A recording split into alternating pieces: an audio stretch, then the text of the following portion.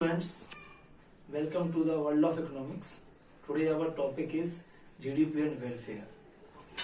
GDP और welfare में क्या रिलेशन है, GDP इंक्रीज होता है तो वेलफेयर पे क्या इम्पैक्ट पड़ता है, तो इस सब के बारे में हम इस वीडियो में चर्चा करेंगे और यह भी देखेंगे कि जीडीपी को अगर हम as a index of welfare लेते हैं तो उसके क्या लिमिटेशंस हैं। तो सबसे पहले बात करते हैं कि जीडीपी और वेलफेयर में क्या रिलेशन है। देखो जैसा कि मैंने प्रीवियस वीडियोस में बताया कि जीडीपी होता क्या है, तो it is the market value of final goods and services produced in the domestic data of a country during the period of an accounting year. कहने का मतलब यह है कि इकोनॉमी में या कंट्री में डोमेस्टिक टेरिटरी में जो भी गुड्स और सर्विस का प्रोडक्शन होता है उसकी मार्केट वैल्यू क्या है, आपकी जीडीपी होती है। तो हमें यह समझना है कि जीडीपी और वेलफेयर का क्या रिलेशन है। वेलफेयर और जीडीपी में हम देखते हैं कि दोनों के बीच में पॉजिटिव रिलेशनशिप रहती है। तो जीडीपी बढ़ता है तो लोगों का वेलफेयर भी बढ़ता है। जीडीपी हम बात कर रहे हैं रियल जीडीपी की, क्योंकि रियल जीडीपी तभी बढ़ता है जब गुड्स एंड सर्विस का फ्लो क्या करता है, इंक्रीज करता है। इसीलिए यहाँ पर हम जीडीपी की बात कर रहे हैं तो आपको याद रखना चाहिए कि यह जीडीपी रियल जीडीपी है। देखिए जीडीपी, मान लीजिए इसको हम जीडीपी को हम क्या करते हैं, इंडेक्स ऑफ वेलफेयर भी यूज करते हैं। जैसे कि जब भी यह बात आती है, हर कंट्री बोलता है कि जीडीपी डाउन जा रहा है, इस समय देखो कि जीडीपी डाउन है, जीडीपी बड़ा होना चाहिए। तो क्यों बोलते हैं जीडीपी अच्छा होना चाहिए। और जब डिफरेंट कंट्री में जब हम कंपेयर करते हैं कि अमेरिका का जीडीपी इतना है, चाइना का जीडीपी हमसे इतना ज्यादा है, हमारा जीडीपी पाकिस्तान से इतना ज्यादा है, तो जीडीपी से वेलफेयर का एक रिलेशनशिप बन जाता है। तो जीडीपी को हम as a index of welfare के रूप में यूज करते हैं। क्यों करते हैं तो देखेंगे, क्योंकि जीडीपी मतलब रियल जीडीपी का मतलब है कि गुड्स एंड सर्विसेज का फ्लो कितना हो रहा है इकोनॉमी में। तो जीडीपी वाली राइज हो रहा है, इसका मतलब है कि गुड्स एंड सर्विस का जो वॉल्यूम है, जो प्रोडक्शन है, वो भी क्या हो रहा है, राइज हो रहा है। जब गुड्स एंड सर्विस का प्रोडक्शन बढ़ रहा है, उनका वॉल्यूम बढ़ रहा है, इसका मतलब क्या है कि अब पर पर्सन जो गुड्स एंड सर्विस की जो अवेलेबिलिटी है वो भी क्या हो रही है, इंक्रीज हो रही है। यानी कि अब लोग पहले से ज्यादा कंज्यूम कर पा रहे हैं, और जितना ज्यादा कंजप्शन होगा हमारा सेटिस्फेक्शन उतना ज्यादा होगा, तो हमारा वेलफेयर उतना ज्यादा बढ़ेगा। तो जब जीडीपी बढ़ता है तो पर पर्सन जो गुड्स एंड सर्विस की जो अवेलेबिलिटी है वो बढ़ जाती है। उसके बढ़ने से क्या होता है, कंजप्शन लेवल बढ़ जाता है, और कंजप्शन बढ़ने से क्या होता है, हमारा वेलफेयर बढ़ता है। इसीलिए जो है हम क्या करते हैं, जीडीपी को क्या करते हैं as a index of welfare के रूप में लेते हैं। Because more GDP more goods and services, more consumption means more satisfaction. तो ये तो हो गया आपका उन्होंने क्या रिलेशनशिप। अब हम बात करेंगे कि इस इंडेक्स की लिमिटेशंस क्या है। तो देखिए GDP as a index of welfare के रूप में यूज किया जाता है, लेकिन इसके भी कुछ क्या है, लिमिटेशंस हैं। तो आइए एक करके समझते हैं कि जीडीपी को हम वेलफेयर ऑफ पीपल के एज ए इंडेक्स के रूप में यूज करते तो हैं, लेकिन उसकी क्या क्या लिमिटेशंस हैं, वो कितना है, वो परफेक्ट इंडेक्स क्यों नहीं है to measure the welfare of the people. तो first limitation is what is the distribution of the GDP. मान लीजिए देश का जीडीपी बढ़ गया, तो देश का जीडीपी बढ़ा तो क्या उसका डिस्ट्रीब्यूशन इक्वली है या इसका डिस्ट्रीब्यूशन अनइक्वल है। अगर मान लीजिए डिस्ट्रीब्यूशन इक्वल है तब तो ठीक है, सबका वेलफेयर बढ़ेगा। लेकिन अगर मान लीजिए जीडीपी का जो डिस्ट्रीब्यूशन है, जो इनकम का डिस्ट्रीब्यूशन है, और अनइक्वल है, तो जीडीपी बढ़ा और केवल कुछ ही लोगों का बढ़ा, बाकी लोगों का अगर इंक्रीज नहीं हुआ तो वह पूरी कंट्री के वेलफेयर को शो नहीं करेगा। तो उसमें हम कह सकते हैं कि भाई जीडीपी तो बढ़ा लेकिन लोगों का वेलफेयर नहीं बढ़ा। एक एग्जाम्पल समझिए, मान लीजिए इकोनॉमी में 20 पीपल है और हर एक व्यक्ति की इनकम 10 रुपए है, तो कितना होगा जीडीपी, 200 रुपए जीडीपी हो गया। अब मान लीजिए कि जीडीपी बढ़ जाता है, जीडीपी बढ़ता है, होता क्या है कि जीडीपी में होता क्या है कि जो 9 लोग हैं, 20 पीपल है ना, तो 20 पीपल में से मान लीजिए 18 पीपल की जो इनकम है वो कम हो जाती है, वो 9 रुपए हो जाती है पर पर्सन। तो इसका मल्टीप्लाई करेंगे 162।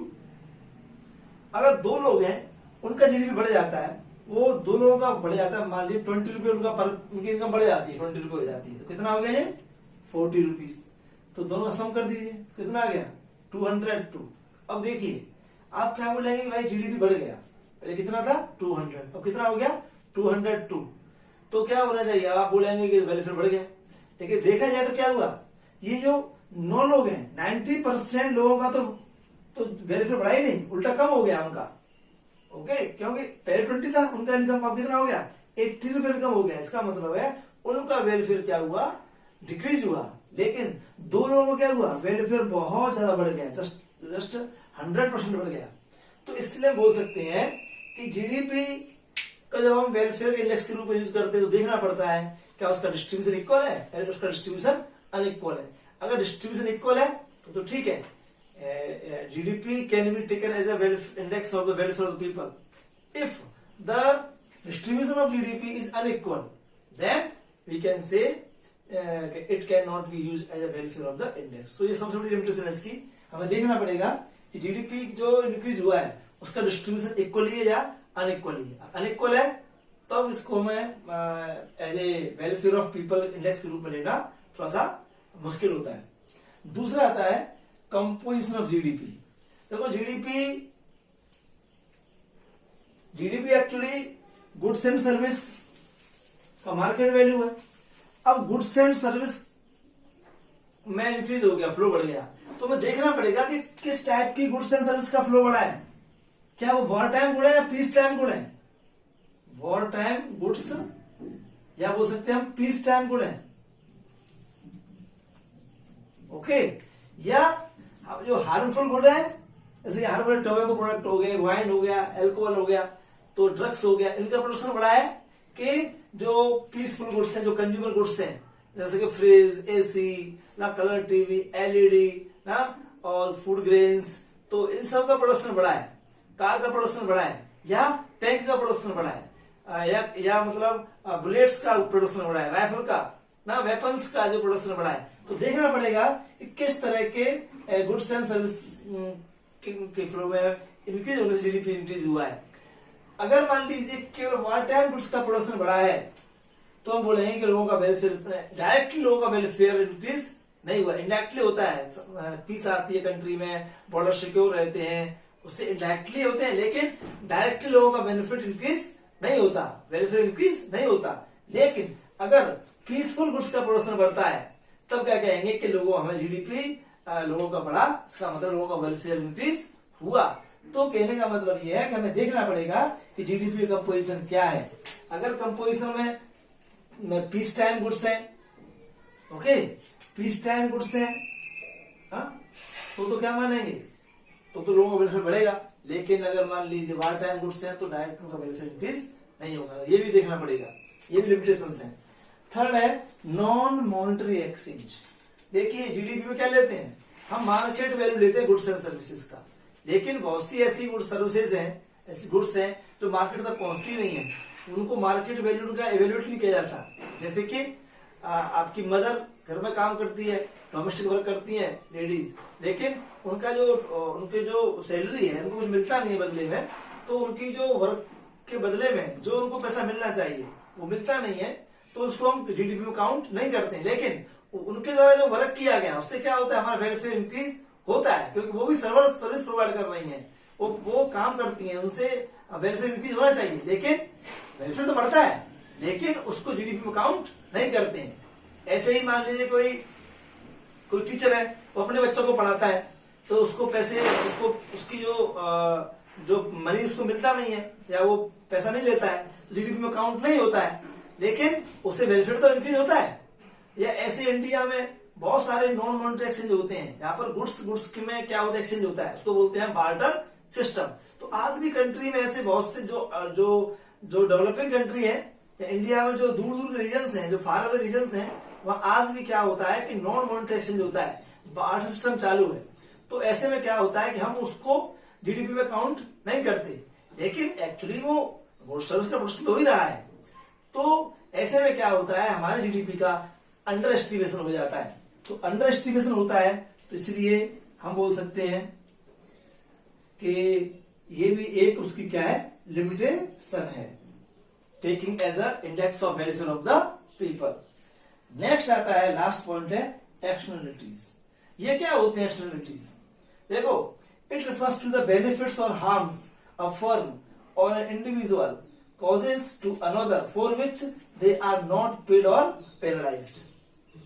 कोई भी इकोनॉमिक एक्टिविटी होती है किसी फर्म के द्वारा, किसी इंडिविजुअल के द्वारा, उसका इम्पैक्ट दूसरे व्यक्तियों पर पड़ता है, या तो अच्छा पड़ेगा या वो खराब पड़ेगा। तो अगर इम्पैक्ट अच्छा पड़ता है उसको बोल देते हैं पॉजिटिव एक्सटर्नलिटीज, और जो इम्पैक्ट बुरा इम्पैक्ट पड़ता है उसको बोल देते हैं नेगेटिव एक्सटर्नलिटीज। ये जो इम्पैक्ट पड़ते हैं इसके लिए न तो कोई पे करता है न उसको पेनलाइज किया जाता है। जैसे मान लीजिए कोई रिफाइनरी है, ऑयल रिफाइनरी है, वो क्या करती है, पेट्रोलियम प्रोडक्ट डीजल वगैरह का प्रोडक्शन करती है, रिफाइन करती है उनको। तो रिफाइन करती है तो उसके द्वारा मान लीजिए रॉ मटेरियल आया, वो क्या बोलते हैं उसे, क्रूड ऑयल आया। तो क्रूड ऑयल आया तो क्रूड ऑयल में वैल्यू एड किया, तो उसको पेट्रोल बना के बेचा, डीजल बना के बेचा, तो क्या हो गया, वैल्यू एडिशन हो गया। लेकिन उसके द्वारा जो पॉल्यूशन है, जो जो जो नियर रिवर है वहां पर उसके जो पॉल्यूटेंट्स हैं वो उसमें फ्लो किए, उससे क्या हुआ, रिवर का जो वाटर है वो क्या होगा, पॉल्यूट हो गया। तो जो लोग रिवर का वाटर यूज करते हैं उनके लिए क्या हुआ, उन पर नेगेटिव इम्पैक्ट पड़ा। अब उनके वो हो सकता है उनको बीमार पड़ जाए वो, तो आसपास का जो एनवायरमेंट है वो पॉल्यूट होता है। ये क्या है, ये नेगेटिव एक्सटर्नलिटीज है।